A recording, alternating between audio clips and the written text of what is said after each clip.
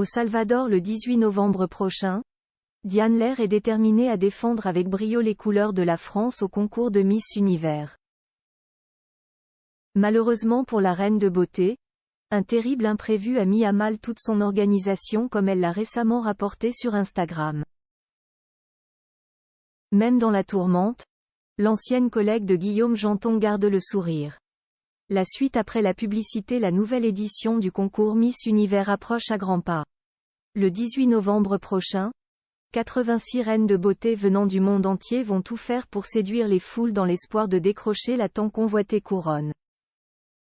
Et parmi elles, Diane Lair couronnée Miss France 2022 qui a un temps préféré se focaliser sur d'autres projets professionnels avant de se lancer dans l'aventure.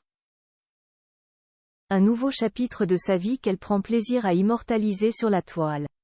Cette semaine, l'ancienne acolyte de Guillaume Janton sur Europe 2 cesse d'ailleurs envolée pour le Salvador, pays où s'organise cette année la très célèbre élection. Étant sur un petit nuage depuis plusieurs jours, Diane Lair a vécu bien malgré elle une première mésaventure dès son arrivée. Et pas des moindres. Ayant fait une escale à New York, celle qui sera épaulée par Arnaud Soldourdin, son directeur artistique, a déchanté en arrivant à San Salvador, la capitale du pays hôte, malgré l'accueil chaleureux des locaux. Et pour cause, la pétillante brune avait emporté avec elle pas moins de 8 bagages. Toutefois, une seule est arrivée à bon port. Mais c'est mal connaître Diane Lair qui a accepté la situation avec humour et philosophie.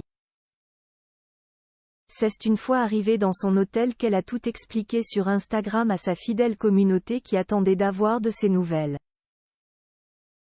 Je dois vous dire quelque chose, c'est une histoire amusante. En France, on m'appelle Miss Catastrophe, a indiqué en anglais l'ancienne protégée de Sylvie Tellier tout en arborant fièrement son écharpe officielle. C'est arrivé une nouvelle fois parce que je pense que pour les 24 prochaines heures, ma plus belle tenue sera mon sourire car mes bagages sont perdus. A-t-elle lancé. L'occasion pour elle d'en dire davantage quand ce rebondissement de dernière minute. Ils sont restés à Houston. Je dois attendre. Normalement, ils sont censés arriver ce soir. Je l'espère mais si rien n'arrive, j'espère qu'ils aimeront mon sourire parce que je n'ai rien d'autre à mettre pour les prochains jours. A ainsi conclu la jeune femme qui reste optimiste en toutes circonstances. Nul doute qu'elle pourra compter sur quelques concurrentes bienveillants pour lui prêter des affaires le temps qu'elle retrouve les siennes. Affaire à suivre. La suite après la publicité. La suite après la publicité.